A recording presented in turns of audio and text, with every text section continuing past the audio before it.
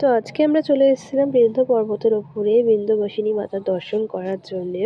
আর এটি ছিল মন্দিরের প্রবেশদ্বার, যেটি খুবই সুন্দর ছিল। আমরা বাড়ি থেকে প্রায় ৫টা নাগাদ বেরিয়েছিলাম, যার কারণে আমাদের পৌঁছাতে অনেকটা দেরি হয়ে গেছিল। আর ওখানে গিয়ে আমরা জানতে পারি মন্দির ৮টা নাগাদ খুলবে। এরপরে মায়ের আরতি ও শৃঙ্গার হবে, তারপরেই আমরা পুজো দিতে পারবো। আর এই রাস্তাটা ছিল পাহাড়ে ওঠার, যার দুপাশে ছিল অসংখ্য দোকানপাট, যেখান থেকে মাকে পুজো দেওয়ার সামগ্রী, মায়ের ছবি, আরও অন্যান্য জিনিসপত্র, বিশেষ করে মেয়েদের হাতের চুড়ি, ক্যাচার, ব্রেসলেট এসব প্রচুর পরিমাণে বিক্রি হচ্ছে। আর এই জিনিসটা আমি জানি না, এটা খুব সুন্দর দেখতে ছিল। আর এখানে ঠাকুরেরও অনেক জিনিসপত্র পাওয়া যাচ্ছিল। আমার মা এখান থেকে কিছু নিচ্ছিল।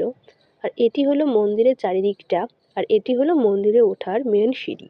মন্দিরের গর্ভগৃহে পৌঁছানোর জন্য এখান থেকেই উঠে আমাদের লাইনে দাঁড়াতে হচ্ছিল। আর যেহেতু এখনো মন্দিরের দরজা খোলা হয়েছিল না, তাই জন্য সবাই এখানে বসেছিল। আর এখানে আরেকজন দেবী ছিল, যার নামটা আমি ঠিক বলতে পারবো না। আর এইটি হলো মায়ের নন্দী মহারাজ। আমি জানতাম না যে মায়েরও নন্দী মহারাজ হয়। আর এখানে সবাই এখন উঠে দাঁড়িয়েছি, কেননা মন্দিরের দরজা খোলা হয়েছে আর মায়ের আরতি হচ্ছে। ভেতরে আমাদের ফোন অ্যালাউ করেছিল না, তার কারণে আমরা পুজো দিয়ে বাইরে আসার পরে ভিডিওটা নিই আমি।